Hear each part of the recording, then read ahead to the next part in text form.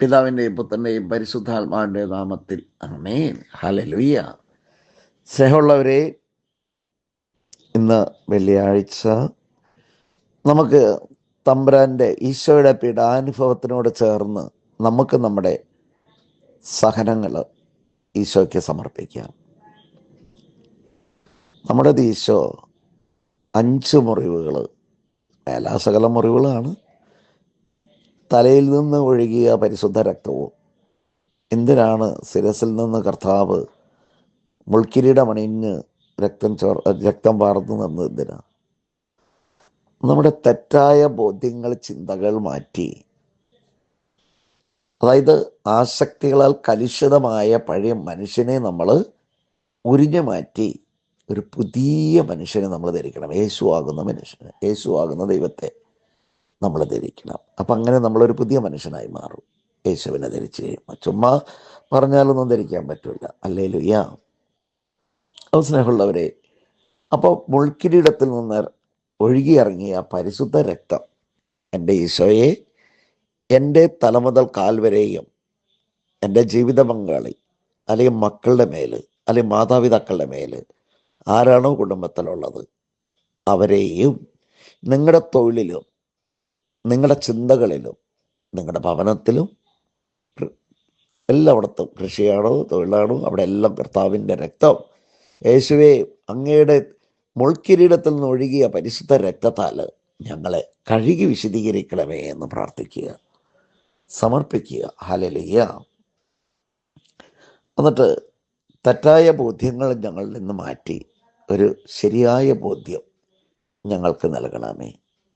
എൻ്റെ പിതാവിനാൽ നടാത്ത ചെടികൾ എന്നിൽ നിന്ന് പിഴുതെറിയണമേ, പൊട്ടിച്ചെറിയണമേ. ഈശോയെ, അങ്ങാകുന്ന ആത്മാവിൻ്റെ ഫലങ്ങൾ, ആത്മാവിൻ്റെ ഫലങ്ങൾ ആ 9 എണ്ണവും എന്നിൽ നിറച്ചു തരണമേ. ഇന്ന് ധ്യാനിക്കാൻ പറ്റുന്ന ഒരു വലിയൊരു കാര്യമാണ് ഇപ്പോൾ നമ്മൾ കേട്ടത്. ഹല്ലേലൂയ. സ്നേഹമുള്ള ഈശോയുടെ മക്കളെ, നിങ്ങൾ നിയോഗ പ്രാർത്ഥനയ്ക്ക് നിങ്ങൾക്ക് അസാധ്യമായ കാര്യങ്ങൾ, ചെറുതും വലുതുമായിട്ടൊരു 5 കാര്യങ്ങളാണ് നിങ്ങൾ സമർപ്പിച്ചിരിക്കുന്നത്. പിതാവിൻ്റെ പുത്രൻ്റെ പരിശുദ്ധാത്മാവിൻ്റെ നാമത്തിൽ ആ 5 കാര്യം ഉടനെ നടത്തി കൊടുക്കണമേ, ഉടനെ നടത്തി കൊടുക്കണമേ, ഉടനെ നടത്തി കൊടുക്കണമേ. എൻ്റെ മക്കളെ, കഴിഞ്ഞ വൺഡേ ധ്യാനത്തിന് വന്നവരൊക്കെ പറയണത്, ആദ്യമായിട്ട് വന്നവരൊക്കെ പറയണത്, എന്തൊരു നല്ല അഭിഷേകമാണ്, എന്തൊരു നല്ല ആരാധനയാണ്, എന്തൊരു നല്ല മാതാവിൻ്റെ ശുശ്രൂഷകളും പ്രാർത്ഥനകളും എല്ലാം ഭയങ്കര സന്തോഷമായിരിക്കുന്നു. ഹല്ലേലൂയ. അത് കൊണ്ടുവന്നവരോട് പറഞ്ഞിട്ട് അവരും കേൾക്കും. ഇപ്പോൾ കേൾക്കുമല്ലോ. കൊണ്ടുവന്നവരോട് പറഞ്ഞിട്ട് എന്നോട് ഇന്നലെ പറഞ്ഞതാണ് ആ സഹോദരി. ഒരമ്മയും മോളും അപ്പനും ഭാര്യയും ഭർത്താവും മോളും വരാറുണ്ട്. വേറെ എങ്ങൊന്നുമല്ല, ഇടക്കൊച്ചിയിൽ നിന്നാണ് വന്നത്. ഹല്ലേലൂയ. അവരൊരു 3-4 ധ്യാനം ഒരുമിച്ച് കൂടിയവരാണ്. സ്ഥിരം വരും. അവർക്ക് അവിടെ വന്നിട്ട് ഞാൻ പറഞ്ഞു തരാം, ആരാന്ന് നിങ്ങൾക്ക് പറഞ്ഞാൽ മനസ്സിലാവും. ഒരു 21 വയസ്സുള്ള ഒരു പെങ്കൊച്ച്, ആകെ ഒരു ഈർക്കിളി പോലെ, ഈർക്കിളിയേക്കാൻ കഷ്ടമായിട്ടിരുന്നു, വയറൊന്നുമില്ല. കാരണം 3 മാസമായിട്ട് ഒരു ഭക്ഷണം കഴിക്കാൻ സാധ്യമല്ലായിരുന്നു. നല്ല ബന്ധനത്തിലായിരുന്നു. ആ കൊച്ചിനെ കാണാൻ, അവളുടെ മുഖം കാണുന്നു ഇപ്പോൾ, ദൈവീക സാന്നിധ്യം, തേജസ്, നന്നായിട്ട് ഭക്ഷണം കഴിക്കുന്നുണ്ടെന്നാണ് അവർ പറഞ്ഞത്. അതാണ് മക്കളെ, ഈ റിസൾട്ട് എവിടെ പോയിട്ട് റിസൾട്ട് ഇല്ലയോ, എവിടെ പോയിട്ടും നടക്കുന്നില്ലേ എനിക്കറിയില്ല. ഇത് ബഥേലാണ്, ദൈവത്തിൻ്റെ ഭവനമായതുകൊണ്ട് ദൈവത്തിൻ്റെ വീട്ടിലേക്കാണ് നിങ്ങൾ വരുന്നത്. ഈ 3-ാം തീയതി നിങ്ങൾക്ക് വരാം, മറ്റുള്ളവരെ പറഞ്ഞു വിടാം. താമസസ്ഥല ധ്യാനം 14-ാം തീയതി, ഓഗസ്റ്റ് 14 വ്യാഴാഴ്ച രാവിലെ 9:30 തുടങ്ങും. ഓഗസ്റ്റ് 15-ാം തീയതിക്ക് തലേദിവസം. അപ്പോൾ ഇത് ഹോളിഡേ ആയതിൻ്റെ പേരിൽ നിങ്ങൾക്കത് വളരെ വ്യാഴാഴ്ച മാത്രമേ ഉള്ളൂ. ബാക്കിയൊക്കെ നിങ്ങൾക്ക് ടീച്ചേഴ്സൊക്കെ വരുന്നുണ്ട് ആ ധ്യാനത്തിന്. Hallelujah, hallelujah, hallelujah. നമ്മളിത് വരണമെന്ന് വിചാരിച്ചാൽ നടക്കില്ല. ആത്മാർത്ഥതയുടെ പൂർണ്ണ മനസ്സോടെ ഒരു ജപമാല ചൊല്ലി നോക്കി, ദൈവമേ അങ്ങയുടെ ഇഷ്ടമാണെങ്കിൽ ഞങ്ങളെ ആ മണ്ണിൽ എത്തിക്കണമേ. അതങ്ങയുടെ പദ്ധതിയാണ്, എന്നെക്കുറിച്ചുള്ള അങ്ങയുടെ വലിയ പദ്ധതിയാണ്. അത് നടക്കട്ടെ കർത്താവേ. ഒരു ജപമാല ഇവിടെ എത്തുവാനും, ഒരു ജപമാല നിങ്ങളുടെ ആവശ്യങ്ങൾ നടക്കാൻ വേണ്ടിയിട്ടൊന്ന് പ്രാർത്ഥിച്ചു നോക്കിക്കേ. ബഥേൽ മാതാവിൻ്റെ മാധ്യസ്ഥം വഴി. നിങ്ങൾ എന്തെങ്കിലും ഇവിടെ വരുന്നെങ്കിൽ എപ്പോൾ വന്നാലും മാതാവിനോട് പ്രാർത്ഥിക്കുക. പാവങ്ങൾ ഓർത്ത് പശ്ചാത്തപിച്ചതിന് ശേഷം ആ ഗ്രോട്ടോയിൽ നോക്കി അനുദപിക്കുക, മാപ്പ് ചോദിക്കുക പാവങ്ങളോർത്ത്.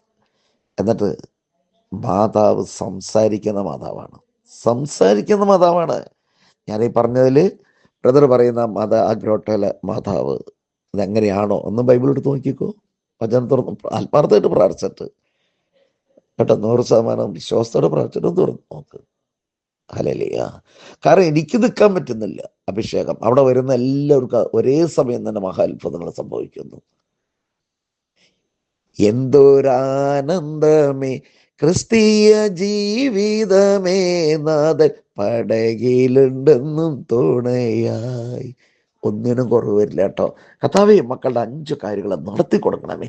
കർത്താവേ, ഇത് കേൾക്കുന്ന മക്കളെ തടസ്സമില്ലാതെ അടുത്ത 3-ാം തീയതിയിലത്തെ വൺഡേ ധ്യാനത്തിന് ഞായറാഴ്ച വരട്ടെ, താമസമുള്ള ധ്യാനത്തിന് ഇവർ വരട്ടെ, 14-ാം തീയതിയിലത്തെ താമസമുള്ള ധ്യാനത്തിലേക്ക് വരട്ടെ എന്ന് ഞാൻ പ്രാർത്ഥിക്കുന്നു. കർത്താവേ, മക്കളുടെ എല്ലാ ആവശ്യങ്ങളും നടത്തി കൊടുക്കണമേ. എനിക്ക് വേണ്ടി പ്രാർത്ഥിക്കുന്ന എല്ലാവരെയും അനുഗ്രഹിക്കണമേ.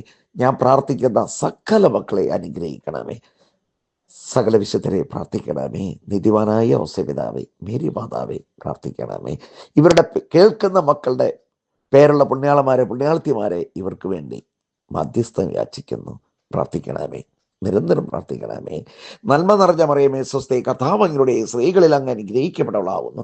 അങ്ങയുടെ ഉദരത്തിൻ ഫലമായി ഈശോ അനുഗ്രഹിക്കപ്പെടവളാവുന്നു. പരിശുദ്ധ മറിയമേ തമ്പുരാന്റെ അമ്മേ, പാപികളായ ഞങ്ങൾക്ക് വേണ്ടി എപ്പോഴും മരണസമയത്ത് തമ്പുരാനുടെ അപേക്ഷമേ. ആമേ. നിത്യപിതാവിൻ പുത്രനും പരിശുദ്ധാത്മാവിനും സ്തുതി. ദൈവം നിങ്ങളെ സമൃദ്ധിയായി അനുഗ്രഹിക്കട്ടെ. ആമേൻ.